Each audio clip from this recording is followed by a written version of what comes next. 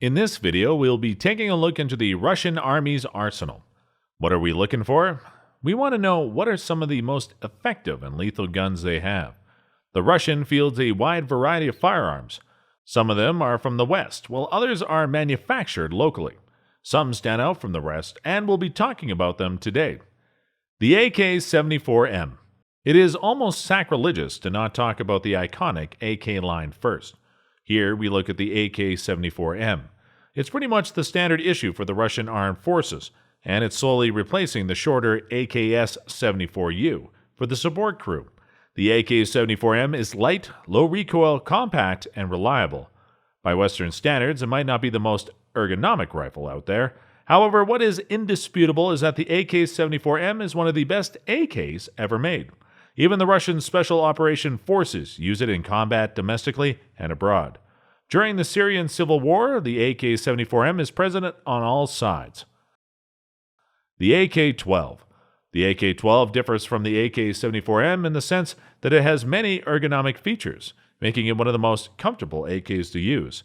You get a retractable side-folding shoulder stock, a transparent window on the magazine, Picatinny rails on the top and bottom for scopes, flashlights and other accessories, as well as an Army-style muzzle for breaking windows and going through barbed wires. The AK-12 is compatible with magazines from the RPK-74, the AK-74, and the drum mag for the RPK-16 machine gun that can hold 96 rounds. The action for the AK-12 is still a gas-operated long-stroke gas piston with a rotating bolt. The Glock 17. The Glock has been dabbling in the military for a while. It was designed for the Austrian Bundesheer back in the 1980s, and Glock saw service for both the police and military in many regions of the world, such as the Russian Security Services and the U.S. Army Special Forces. Seeing the Glock's success, the Russians made a fair number of guns and attempted to copy what the Glock can offer, such as the GSH-18. However, the original is still the best. Russian Glock 17s have slide markings that prove that they belong to the security services. The H&K MP5. The MP5 is also commonplace in special police units, and Russia also adopted it into its arsenal. MP5s are used by the FSB units with red dot sights and rails so they can further customize them with accessories. The gun is low recoil thanks to its roller delayed mechanism, meaning that you can stay on your target better. The UMP9, though newer and shinier, is a straight blowback gun and not as easy to handle, which explains why the MP5 is still popular to this day. The APS Assault Rifle. Created back in the mid-1970s, the APS Assault Rifle was intended to operate underwater.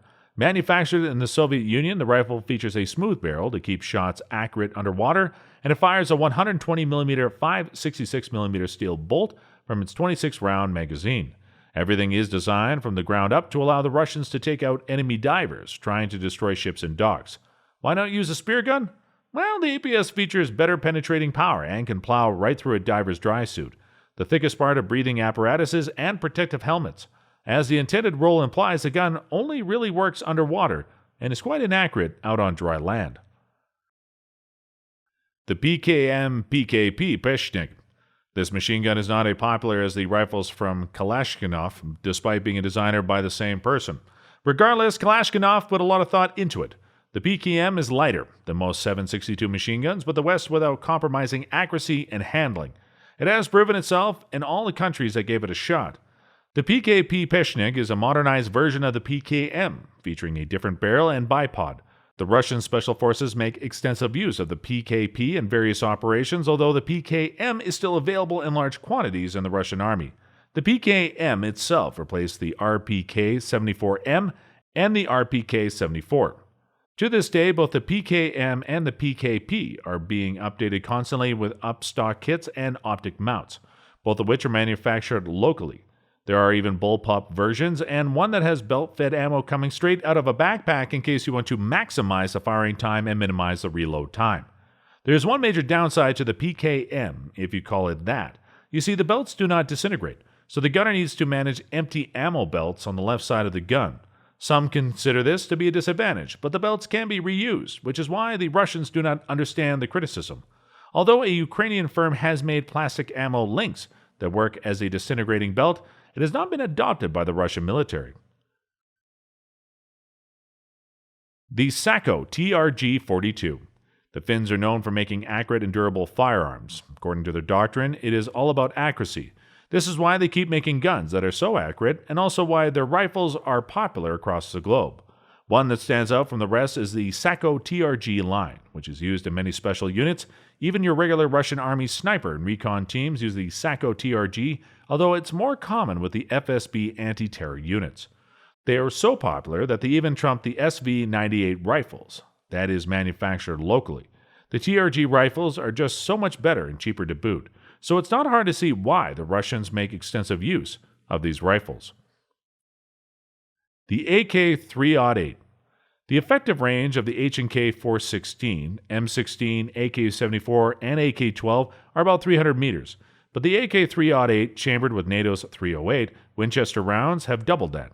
It is designed specifically for snipers.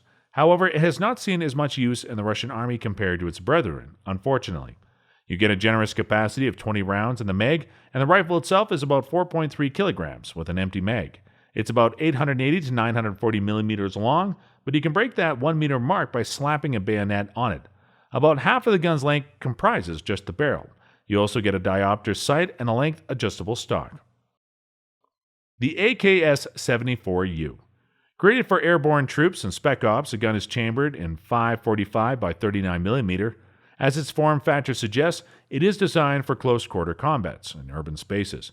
It's about half the length of the AK-74M, although both share the same ammo. Of course, if you trim something down by that much, there tends to be drawbacks. One of them is accuracy. The AKS-74U has worse ballistic capacities, but that does not really matter much since it is intended to be used in fights between 50 to 100 meters. The recoil is also pretty powerful as well, which worsens the handling of the gun. The SHAK-12. The SHAK-12 is a bullpup chambered in 12.7 by 55 millimeter. It is powerful enough to punch straight through solid covers and take out whatever is behind them. There is a Picatinny rail under the barrel for a grenade launcher as well in case you need some extra firepower. You can find another one on the side of the SHAK-12 as well, which gives you some customization options. That being said, the recoil and accuracy leave much to be desired, but given that it's a bullpup, which is intended to keep its size down, the rifle is intended for close quarter combat similar to the AKS-74U. There you have it, folks. Of course, there are many more guns the Russian Army uses that deserve a special mention, but I only get to pick 5 for this episode. The 5 I picked are just my opinion, but we would love to hear from you. What are the guns you think should make the list? If you enjoyed this video, make sure to give us a like and subscribe to our channel for more content like this. Also, make sure to hit that bell icon to be notified when a new episode comes out. Thank you so much for watching, and I will see you again in the next episode.